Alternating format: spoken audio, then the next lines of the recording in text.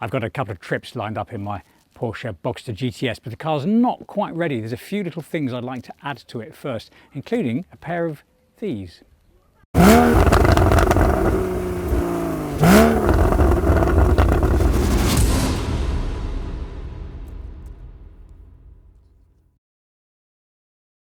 Welcome to Project 981, and if you're a regular viewer, welcome back. Now, I've owned my Boxster GTS for about 22 months now, and I kind of have an informal rule with myself that whenever the car goes back into the garage, it needs to be in a slightly better condition, slightly improved than when it came out. And if you've watched my channel for a while, you'll know that means that I've been cleaning, tweaking, modifying, upgrading, generally doing sort of preventative maintenance and adding bits and pieces to the car, and it's all been rather good fun. Now, I've got a couple of trips coming up in the next few weeks, and there's a few extras I want to add to the car to make life a little easier for those. So I've popped over to my local Porsche centre in Cambridge to pick up a few bits and pieces, and while I was there I had a nose around the car park. Always worth having a nose around the car park to look at what they had in stock, including the incredible mechanism on the rear wing of this GT3 RS with the Weissach pack. Completely crazy.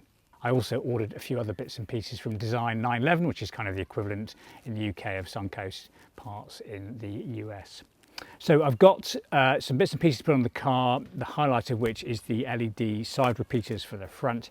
But I'll walk you around what else I've got and show you how they go on and why I think that makes life a little bit easier for me as a Boxster owner. So my first addition, and no great surprise if you're a mid or rear-engined Porsche owner, is the liner for the frunk. This is the official Porsche part. It's not the cheapest thing, but it's pretty bomb-proof and does a good job. It's also interesting, a 991 part number, which tells us that it's also entirely appropriate for and fits into the 911 as well as the Boxster and Cayman. So it's a tight fit. I think it goes in, sort of tips down, so we'll just do that now. Pop that in, down the front, push down the back, and that's all in and ready for some luggage. Brilliant. And you can see it's a nice snug fit. Not really much to add to this. It's a bit of plastic, it goes in the front, it keeps it all clean and tidy, and if you do spill something, well, you spill it into the thing. These are actually supposed to be handles, so the idea is that you can load up stuff into here, and then rather than having to empty it, you lift the whole thing out, but frankly I think I'll just put it in once and leave it in. Anyway, there we go, frunk liner. Now, they don't come as a pair, but they might as well, because sort of the matching equivalent of the frunk is the boot liner. Now, this is unique to the Boxster, so much so that it has a little Boxster profile set into it. Not quite as deep, but just sits in nicely, fills the gap, and the main reason for having that in there is if you put muddy or wet kit in there, you're not going to trash your liner. So that's the boot liner. So sticking with the boot, now earlier this year I made a video about replacing the air filters in the Boxster as part of the annual biannual service, and to get the air filters out you have to remove this piece of carpet, because there's two panels here and here behind which sit the engine intake filters. To remove the carpet you have to take this trim piece off, and I took it off, and in doing so discovered, and I think this is probably quite common, that one of the sprung clips has been broken off. And I dare say that as the technicians whip these things on and off to do the oil, that's the coolant on that side, water engine cars, water cooled cars of course, these break off, and you know, hey, that's probably life. Now, I'm the kind of person who actually likes things to be correct and in order. You probably spotted that by now. So I have, for a fairly modest price, bought a replacement which has all the correct clips in the right place, in the right order. So that's to go on. Let's do that now. It's pretty straightforward. There's not much to these. If you do replace these, they're asymmetrical. So there's a left and a right hand one. So the part number for this is slightly different to the part number for that. Anyway, 3 sprung clips, as I say, and a locator pin on this edge, which goes in here. So pop it down, kind of offer it up, make sure it's in the right place, and then push 1, 2, 3, and we are back to normal. So as I mentioned earlier in the video, my car's sort of 10 years old now. One of the things that does start to sort of go, not necessarily, is the gas struts which open the frunk. So if I get that there, it sort of doesn't really go up, does it? And actually it's just starting to have a go now. Go on, you can go a bit higher than that. Almost. There we go. Anyway, yeah, they just wear out. They lose a bit of pressure and they stop working. And also this one on this side has developed a really annoying creak, which a modest application of oil has temporarily reduced to nothing. It won't do it on camera now, will it? No, but it has been, and it's really annoying, and so a time has come to replace them. So these are actually quite easy to replace. They're a standard part. I have bought a OEM equivalent, which is to say the same manufacturer but not Porsche branded, and you pop a little clip out here. Let's just have a look. There's a little sprung clip here which you pop out, and then the same on the bottom, and then it comes off a little knuckle. Now the key thing to remember here, of course, is you can't just take them off, because actually that front lid, well, I think it's steel, and it's got a bit of weight to it, and it'll come crashing down. So we have to prop it up before we start, which I shall now do, and you'll see how that works in a short moment. So here we are in the garage. I've got the first strut off. Let me just show you what's involved. It's pretty straightforward, really. There's two. You can see which way around it goes. Doesn't really matter, does it? There's a little socket. It's like a hip socket. So that's the that's the pelvis. That's the hip. Another one down here with a 90-degree offset. And then the clip, I'm going to show you this end, is a little metal band which runs around there. So using a suitably sized, which is to say quite small screwdriver, you're basically putting the screwdriver into here and either pushing up and then sort of away, or that's probably these things, up and away, so that the metal band disengages from the reverse. And then as you do that, it's a sprung clip, then just sort of lift the strut off the ball, so effectively the top of the femur at that point, and it'll come away, and then it'll snap back into place. So that's the job of putting them off, taking them off and putting them on. Actually is even easier. You might need to just lift that slightly, but you basically just press them on because the spring is working in your favour at that point. I have put on these, and I will put, and it's still on the socket, a little bit of grease just to make sure they don't corrode, and they're super smooth. But yeah, there we go. Otherwise, they should just go on and be sort of fit for life. It's interesting when you get them off. They are. I can't actually compress that. That is just with my hands. I'm not terribly strong, but yeah, that's still got some life in it, but not quite as much as we want. Anyway, here comes into shot the new one, and the key thing you're looking for here. Either buy one from a website that tells you it's a direct replacement, but you're looking for the exact same length.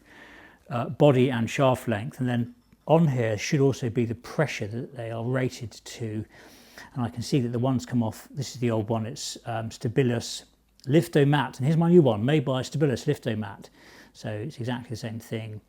I don't think it's showing the pressure actually, but if I roll it over I can see that it is basically the same manufacturer.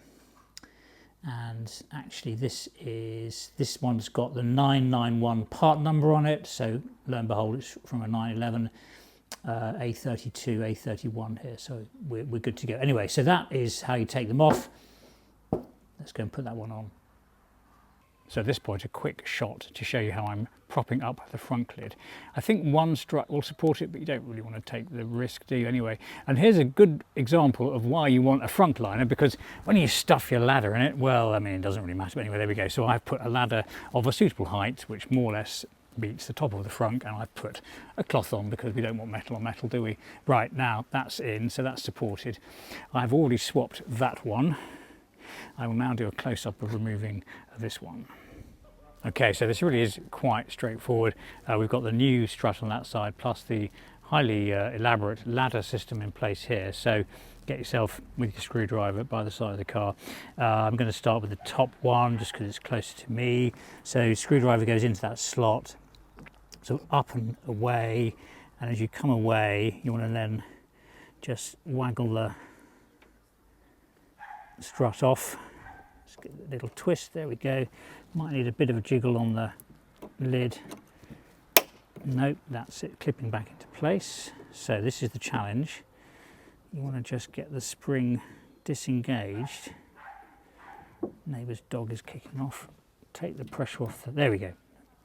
Check the ladder's still in place. Yeah, that's all good. So that is, and then it clips back in. So you can lay that down. And then bear in mind the other one's at 90 degrees, so you're going to come in from here, which isn't great for camera angles, but what's necessary. So again, put the screwdriver in, toggle the clip off. At this point you don't have to contend with the frunk, so it just comes off super easy like that. There is the old one. Let's pop that there. Just checking the state of the balls. There will find greases on those. Here's the new one, and this is one of those jobs where you can derive a huge amount of satisfaction from a very quickly completed task. So these are the same left to right, don't worry about that. So as I said, by and large you're working with the spring. So let's place that in there, just drop that down inside there, line it up, make sure it's centered, give it a good push, clips in, just with one hand on the frunk to lift it up to get the other one in place. That goes in too, and that is literally the job done. So I'm going to take the ladder out now. We'll enjoy some smooth, high pressure frunk opening. So as you've seen, a super quick job. Now let's have a little look how this goes up. Hopefully it'll be, there's the old Porsche badge, a little bit better. Yeah, straight up and super smooth. And I can, yeah, that's definitely, you can feel there's a little bit more resistance as you push against the struts, and then to that point just going all the way up. So not a huge change, but now with less creaky struts, and those should be good for another 10 years or so. And as you've seen, really pretty straightforward to do. And actually it's worth saying as I shut this up that the process for doing the single strut that is attached to the mechanism for the boot is exactly the same. So if your boot lid, here's mine, you know what a boot lid looks like, is similarly slow or creaky, the single strut which is in here is extracted in exactly the same way. Just take care to buy the right part because it's quite a lot shorter and I think has a lower pressure rating than the front ones. So let's just briefly have a look at how these side repeaters are designed to come out, because I've seen, as you probably will have done yourself if you're looking to change yours, various different opinions about how they work.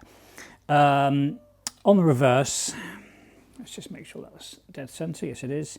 We've got a sprung clip here, the socket for the power, and a little hook. So that is in profile. Let's just make sure I can show you. You can see that. Yeah, there we go. Perfect. So it's a little hook. And then there's just a little tab there. Now, the way these work is when it's in the car like that, bear in mind we've got this sprung clip here. The way to take it out is to pull the whole light unit back by the distance required to release that tab.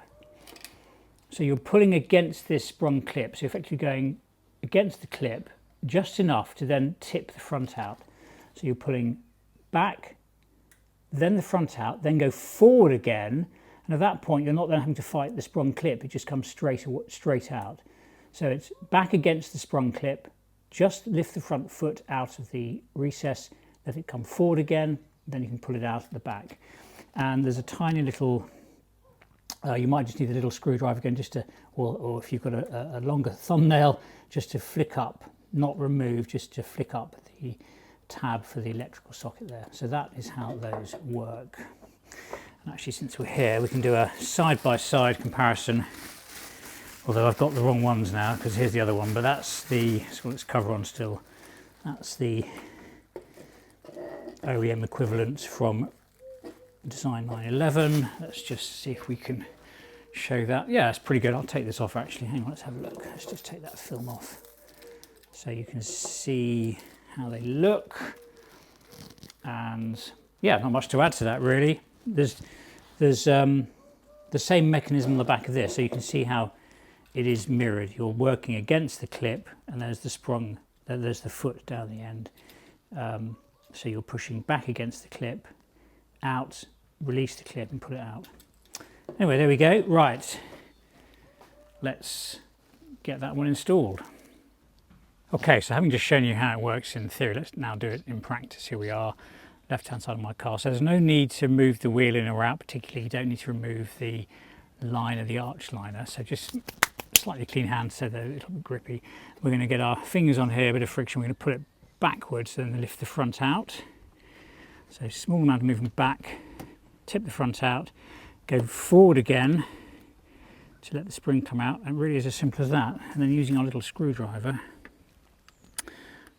just releasing the little tab at the top and simultaneously sliding off the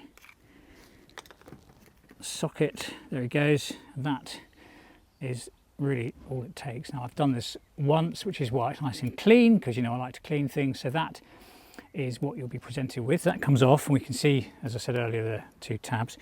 Let's now get the new part. Here it is, and it's the same in reverse. So start by putting the clip on, power supply on, that goes in, nice little clip at the back, and then we're going to start by putting the back in there, put it back gently, tuck the front in, release it forward, and that is job done.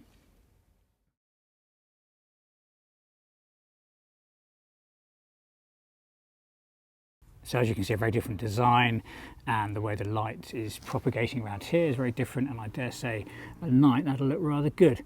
It's worth saying that this has a slightly different profile. It sticks out a little bit at the end here. That might upset you, but it's then consistent all the way around, whereas the OEM one, which I'll show you, has a tighter fit here and then sticks out a little bit further here. So take your choice. These are from Design 911. They're not the OEM, they're not Ren line, but they go in very nicely. So slimmer here, more volume here, slightly sticking out here, but then a uniform width the whole way around. And yeah, they are better looking, aren't they? And yeah, happy with that. Car back in the garage, just finishing up, and I thought I'd just shoot the front driver's side. Here we go, the other one I didn't show earlier, so that's now nicely in, and they look all right, don't they? Yeah, really happy with that. So definitely worth the upgrade. So that's pretty much everything done, apart from one little jobbing task I like to do every now and then. I've got the Alcantara wheel in my car, which is Race Tex in the 718, and it gets grubby from oil and dirt in our fingers and hands, and can start to feel a little less than optimal. So sort of every sort of 2 or 3 months, I've got some fabric cleaner. I'll put a still in now so you can see what brand I use, but there's plenty of them on the market. And a tip I was told by a detail is to use a white cloth so you can see the dirt coming off, to see when you've lifted all the dirt. So nothing more simple than, you can apply it directly, but actually you might wet it out too much. If you want to do that, just put a cloth behind the back of it so you're not spraying all of your dashboard as well. But just a couple of quick spurts onto here, foams up quite well. And then generally, because I tend to hold the wheel here and here, let's just focus on those areas so you can get a nice bit of sort of, don't be shy with it, it's it'll dry off easily enough. So just getting a nice bit of foam, as you can see, on the back. So focus on the back as much as the front, around the wheel. Oftentimes if the steering lock goes on, that makes life a little easier, as it has just done there. And as I say, being white, you can see as it comes off what you're lifting off. If your wheel hasn't been cleaned before, you need to probably do this several times. Let it dry, clean it, let it dry, clean it, let it dry. Now I've done mine earlier this year, so it's not too bad. Obviously do the whole thing if you haven't done it before, but just doing this and this. Now don't forget that this is a man-made, it's not leather, it's not suede, it's a man-made material. Alcantara is a brand name, and it'll respond really well to this. So that's probably enough. I can see there's not a huge amount of grime coming off. And then the last little trick, because you want the fibre to stand up again so you get that lovely soft grippy feel, is if once you've done that, you can just turn the cloth and kind of put it through like this and just give a bit of a, and that's a really good way of cleaning as well. So if you're doing a deep clean, you can do that. That just works its way through It's a really warm day today, so that will dry pretty quickly. Then once it's dried, you can go back over with a soft brush, or even just the dry part of a microfiber cloth, just to lift the fibre, brush the fibre. So don't worry about brushing it while it's wet. You need the fibre to be dry first. But there we go. Do the rest of it. So that is the last little bit. And by the way, don't forget to clean the Alcantara on the gear knob if your car's a manual. So there we go, folks, some accessories added, a few little tweaks and upgrades, which means I can definitely put the Boxster back in the garage in a better condition than it came out. All ready for some driving in the weeks ahead. And if you'd like to see more from me, the Boxster, and me driving the Boxster, then do consider subscribing to the channel, and a like is always welcome too. But in the meantime, as always, thank you for watching, and I'll see you for the next one.